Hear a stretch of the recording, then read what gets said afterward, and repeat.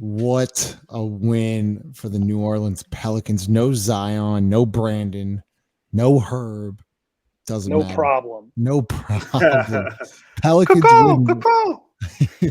Pelicans win 113-111. They're 3-1 this season. Lito's joining me. Ross is joining me. Presented to you by Company Burger, located at 4600 Ferret Street, and DraftKings, the official sports betting partner of Boot Crew Media. Oh my God. I thought, Lito, I'll start with you first. I tweeted this out. I thought that was one of the grittiest wins in a really long time. I mean, you lose two All-Stars. You lose your defensive player of the year, and you're going up against Luka Doncic, and they answered the bell tonight. Man, it says a lot about this team. Before we started, you were telling me 8 players in double figures. You got listen, dog. Like we gotta stop treating Jose like he's a novelty. Jose is he's a gamer. He's a basketball player. Give him the minutes. He gonna produce, right? He's gonna produce. Najee played huge. Dyson Daniels. Oh my God! Talk about it. Like your very first, I want to say, taste of going against an NBA superstar.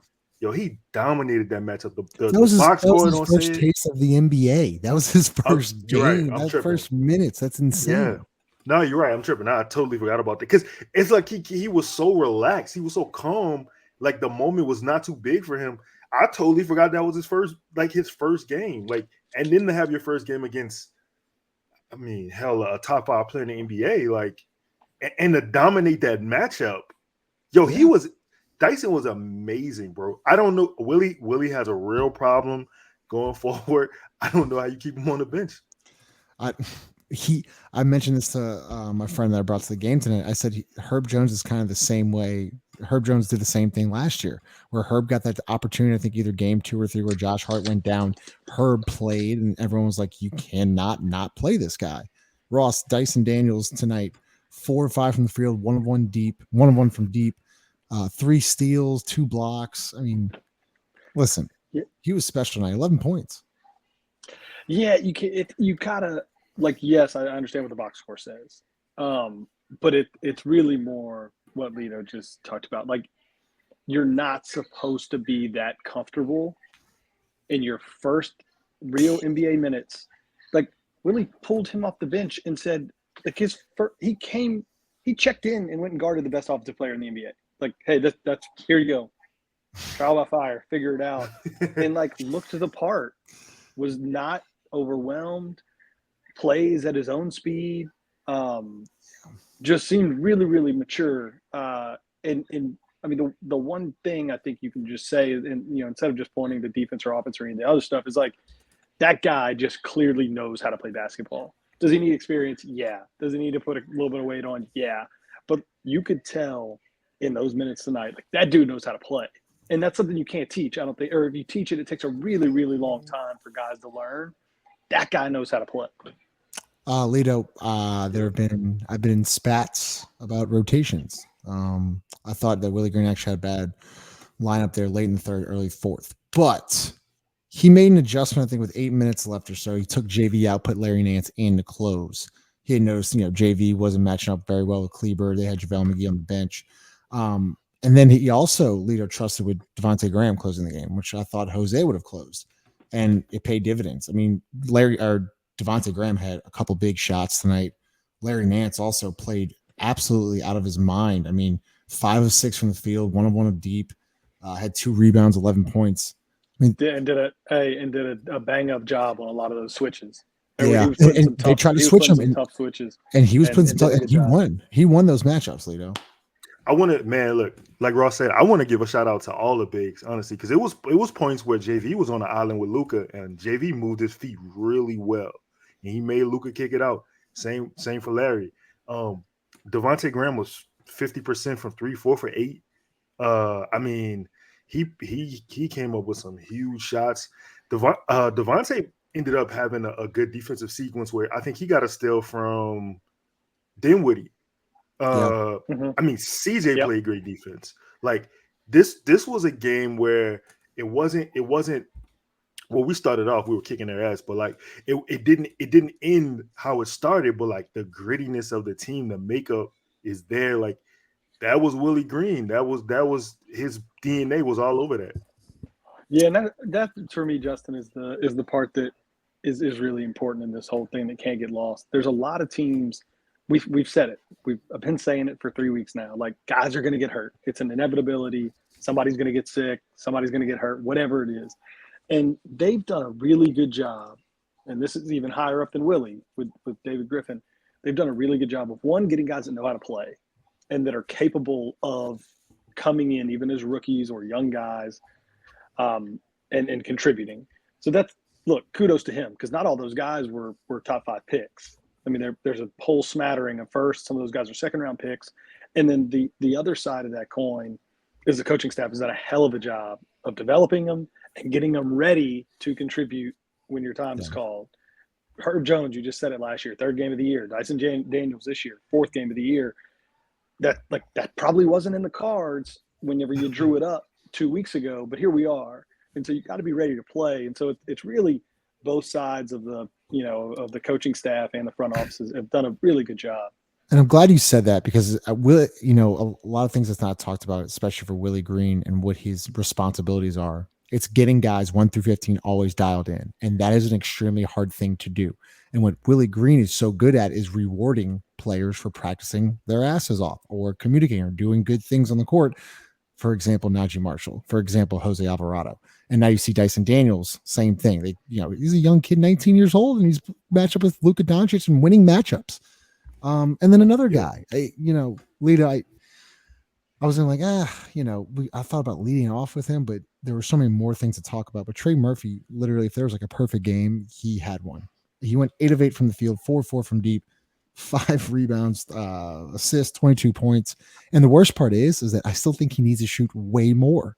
But he's in a rhythm now where like the ball's not touching the rim. I mean, it is catch and shoot and confident. Should not be a game where he shoots less than 10 shots.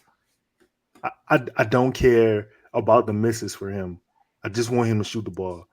He looks so good. He was doing things tonight that I was really excited about, that I saw him work on this summer. Catching the ball, with a quick pump on the 3, driving past his guy, getting to the rack, getting a layup. He got a dunk. He had 5 rebounds. He played great defense. Trey's just in a rhythm, man. He's looking really fluid out there. He's smooth. He kind of looked like, it was a point where I knew Herb wasn't playing, but I'm like, he kind of, I don't know, man. He kind of moving out there like Herb would move. You know what I'm saying? Like it transferred to him. It was great to see. I loved it. He's shooting, before I get to Ross, he's shooting, I think, like 67% from deep this year. Probably higher than that, because I think he came into the game shooting 60%. He's shooting 60. So He's shooting 60. But yeah, that was coming in. It's funny. It's funny that Lito just said that, because I was sitting here at halftime and was frustrated with Trey. That, I mean, you guys have both played. You let me come out of a game and I suck. You let me go out into a pickup game and make my first 3 shots. You better believe another one's going up, and another one's going up after that.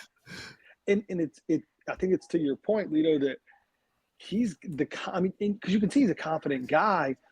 I think that's the one area, and it's crazy to say that after a guy goes 8 for 8, but that for me is almost an opportunity, I think, for the coaching staff to get him more involved. I mean, he spends a lot of time, and it's half. I think it's half Trey and half the coaching staff. He's got to. I think he's got to do a better job of working to get himself open. First off, like, yes, he's a great spot up guy, and he's, as this season goes, that's going to continue to get more valuable and more valuable and more valuable as Brandon and Zion and everybody gets sort of comfortable with where they need to be and where he's going to be. But I think he's past that. Like, I don't think he's a guy that just needs to stand 2 feet behind the 3-point line. Like, he needs to be running the baseline a little bit. We need to be drawing some stuff up for him to come off screens. Like, that dude is a knockdown shooter. I think I said before the season he was going to be a top 5 3-point shooter, and I feel even more comfortable with that now. We've got to work harder to get him more looks. Like it can't just all be broken play or transition. Like he's got to be part of the offense. Yeah, he's got to get sets. And Jared just joined the show. And Jared, I'm glad you came in because I was about to quote you. Wait, before you do that, can I just add on to that, please? Because that was a great point. That was a great point. I think that like when you look at him play, right, he's rangy, he's long, he's athletic. I don't want him to fall into the role of just being a guy who stands in the corner and shoots the ball. He can do so much more. Like he's got so much potential, right? That I think that it's times where like he has the ball in his hands and he defers to CJ, Brandon, Zion, right? But I would go shoot the ball. Yeah, he's so tall. You saw him. No, you saw him shoot over. You saw him take the shot over Doncic when they were just standing there, and like hand down, man down. And then shortly after that, he had a nice slot cut for the dunk. It's like there's more there to unlock, and it's got to be again half Trey and half the coaching staff of working stuff in, and then he's got to be more conscious of like, I got to move off the ball. I got to get myself open, run the baseline, do something, run your guy off the screen that isn't even there. And so I think that'll come, but there's got to be more for him. That stuff's going to come because you just got to, these first 10 to 15, 20 games are all field games. So you just got to just get it through. But I completely agree with both of y'all. But me and Five had a really long conversation actually leaving practice yesterday. And Jarrett, you had told me, you said that these are the games when your stars are out, you need to win. And we had talked about this and we had never really had that, right? You mentioned you were specifically talking about a game last year in Philly when everybody got COVID. And we had to go in with like Jose. I watched it was like Jose, like Gary Clark, Nikhil Alexander-Walker, and they almost won that game. Well, tonight, Five, they won the game without their two all-stars and one of their best overall players. Yeah, Willie Hernan-Gomez that game had like a double-double with 20 or 30 points, maybe like 15 rebounds versus Joel Embiid. Yeah. This game is essentially that. Like, this is all on the coaching staff. I know we give a lot of, not hate, but like, credence to them. But hey, they did a good job today with the lineups, allowing people to be free. Najee Marshall had a hell of a game. I am the lead member of the Najee Marshall Hive. That dude guarded Luka Doncic as soon as he came out the parking lot. Like, yo, I'm here. What's up? It is what it is. And he didn't back down. Yeah, Luka had his numbers, of course, but he had to work for it. That's all you really can ask for. Do you attribute that to the last shot where Luka is fading away? Maybe if he isn't as tired, he doesn't fade away as much. You never know. You know what I'm saying? I attribute that really to the coaching staff. Like, hey, this is how we're gonna guard him. And they put a bulldog out there, Najee Marshall, and he made him work. But this is a great game. The coaching staff can go back and say, all right, we got some people on the bench that actually can lead us to wins. Even CJ didn't have a hell of a game. Like, the bench totally stepped up. Like, the role players have a role, and they even went above and beyond that role tonight. Yeah, I completely agree because I thought CJ McCollum passing and getting guys involved early really helped later on because you then saw Jose get into a rhythm. You saw Najee get into a rhythm. And obviously Trey Murphy was in a rhythm all night. But I'm glad you mentioned the coaching staff because this is a big shout out to them. I thought their game plan was good. They attacked Luka defensively, on the offensive end. They made Luka guard. And they attacked him a lot. They sent doubles at him. They were in sync. They were switch. So it was just an overall just an incredible game. So, wrapping it up, Lito, they're 3-1 now. When you looked into the schedule, right? When we were looking at the schedule and we saw those first 4 to 6 games, you're like, hey, if we get out of 500, we'll be happy. They're now 3-1 to start the year. Yeah. I'm ecstatic, especially this win. Like, this is a huge win. You know what I'm saying? Like, this is a win. I don't know if many people saw it coming, if we being totally honest and transparent. Like, this is not something that I would have called a W on the schedule if you told me who was out. But I just like to say one thing. We said CJ didn't have a great game, and he didn't. But he didn't have a great game shooting the ball. He's been pretty much the de facto point guard, though. Like, he's been the guy who has put his points aside, usually in the first half, to get everybody else involved. And that is the reason why the fourth quarter is the reason why you trade for CJ McCollum. He's a guy who can get his shot no matter what. He had fucking Reggie Bullock out there on. He had him doing the Tootsie Shuffle. I don't know what the hell Reggie Bullock was guarding, man. See, the New Orleans dance instructor, CJ McCollum, that dude is a professional bucket getter, man.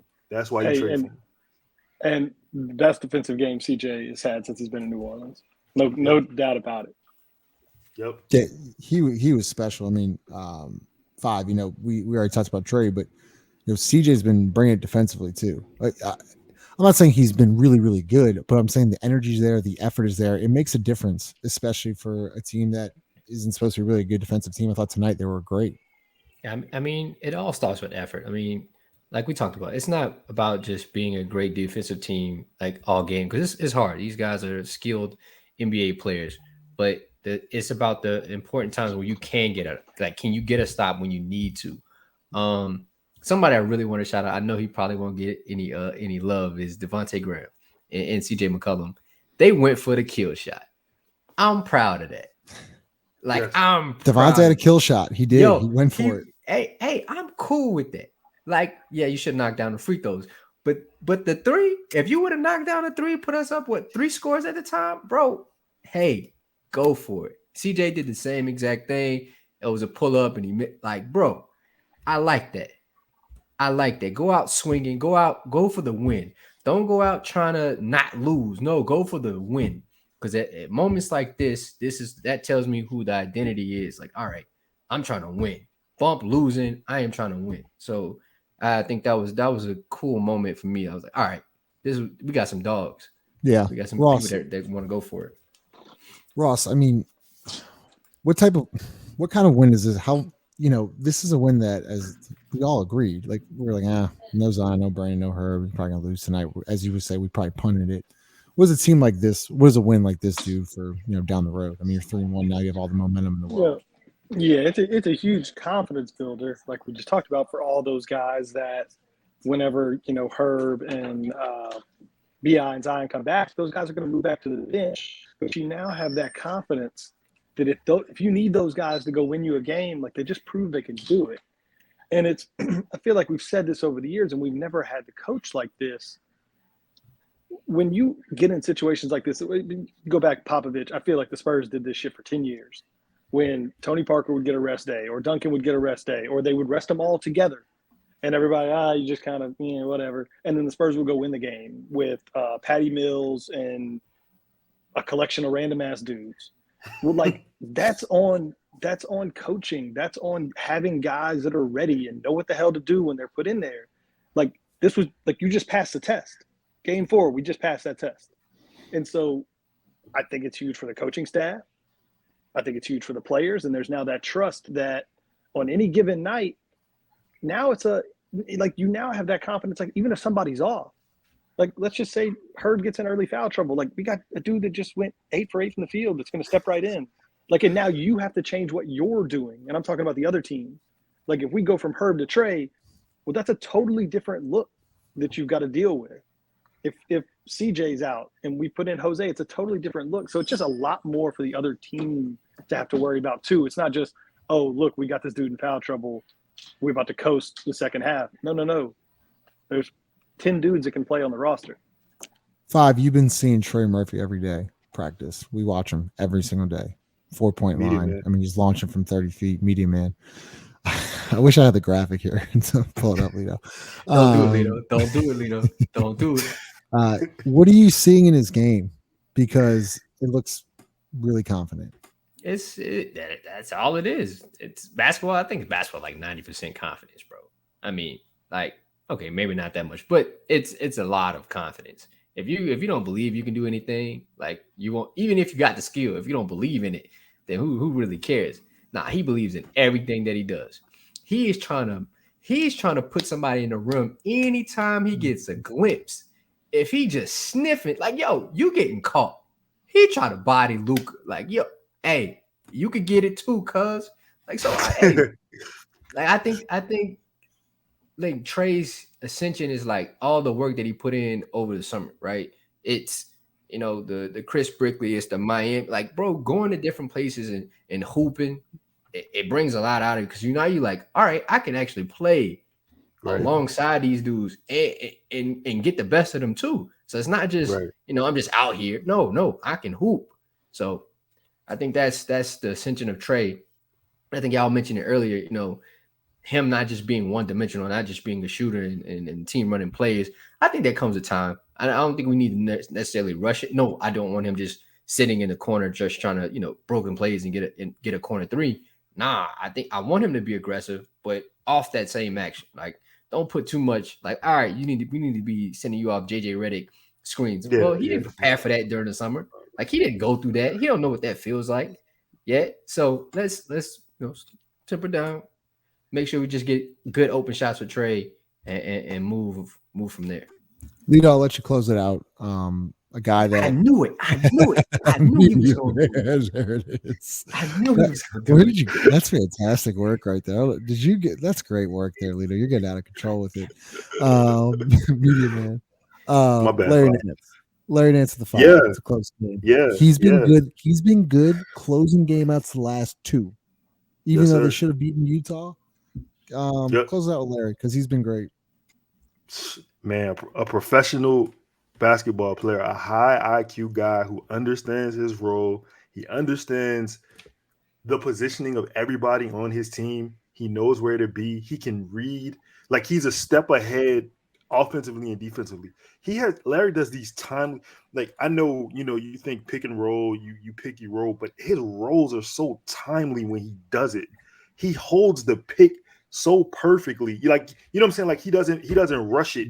He holds it and he gets that last little bump and then he's gone. His roll is just like perfect. CJ got him in the pocket on one late in the game. Like, Larry is a professional, man. I'm so happy to have adults. What did he have? He had 11 points. He only had 2 rebounds, but it felt like he was 5 of 6. Lito, what's not being talked about enough? Glad you mentioned that because he's really good in the short roll too, right? So if he reads that low man is sliding over and he's not gonna have the layup, he'll kick a corner. And he's really good at that too. Like he said on the pod. I'm sorry, go ahead, Bob. No, I was just saying, like, think about this. These are not like when they're running, when him and CJ are running that pick and roll where it's like almost like a diamond, right? So it's I feed Larry and then Devontae, the point guard, goes sets a down screen for CJ. He rolls and curls and get this. Bro, that's not that much space. Like, he's operating. Hold on, Ken. He's operating in very, very small spaces and doing this. Like Lito said, like, he's an adult. Like, he knows what's about to happen. He knows what. Y'all gotta do this. I gotta run later, brother. We're actually wrapping up, anyways. Ross, go ahead. I'm just gonna piggyback on what he was saying. It's understanding, and he communicates it. And that is the one thing. One of the main takeaways from today's game was generally you get second units and stuff like that in there, and you lose a little bit of that. I actually think with our second unit, you get more communication. Larry, big talker. Jose, big talker. Najee, those guys, Najee. So you get, in a lot of ways, are those guys as good individually, defensively as Herb? No. But the collective is able to get some things done because they're all in unison. And I even saw Dyson come in and was pretty vocal on the defensive end too. So, again, kudos to those guys. Played hard, big win, 3-1. So I think for me that makes up for Sunday night. They should be. You know what's crazy? They should be 4-0. As bad as they play against Utah, they should have been 4-0. But wow, they're 3-1. Yeah, go ahead. Well, 2 things. So I want to commend Jose. Jose just a dog. He's a dog. But I want to commend his patience with being in the paint when he's surrounded by bigger players. Probes very well. He Steve Nash's that shit. He probes. He lulls him to sleep. He has great change of pace. He can use either hand with finishing. He had a pretty it was a finger roll layup with the left, I think. That was beautiful.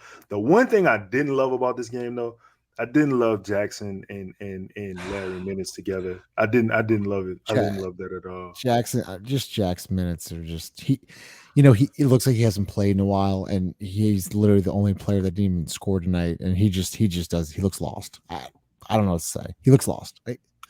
It He is what it doesn't. is. He doesn't. He doesn't look like he doesn't have a defined Ross role. looks like he's about to like blow up. I don't even know. He's struggling, man. He's frustrated. He's a guy that's frustrated me. I think of everybody on the roster. I just commended the coaching staff and the players for getting guys that I think really have high basketball IQs, whether that be via trade, Larry Nance, CJ McCollum, or whether that be drafting guys. I just think Jackson doesn't quite fit into that yet. And like, I know that he hasn't been playing basketball a long time and like, but I just feel like there's times when he's out there and it's like, he's not a high IQ player yet. No. And it really shows up in some spots. And like tonight, it's just one of those things where it's like, it is what it is, guys. Like he can't be part of the rotation. I'll say it for y'all. I know y'all trying to baby around. He can't be part of the rotation. Not right now. No, he's just not. NBA fans, wait is over. Basketball is back. So tip off the season with DraftKings Sportsbook, the official sports betting partner of the NBA. Download the DraftKings Sportsbook app now. Use promo code BOOT. Make any $5 bet this week and get $200 in free bets if your team wins. Only at DraftKings Sportsbook with promo code BOOT. Minimum age and eligibility restrictions do apply. See show notes for details. That was the Reed Lito that you missed yesterday, but hey, you are getting better at it. So I feel like I freestyled He freestyled it. He freestyled. He's like $5, 200. That's it. It is what it is. Lito, Ross, Pels are fucking 3-1. Play Friday night. Let's go. See y'all later. Caw-caw.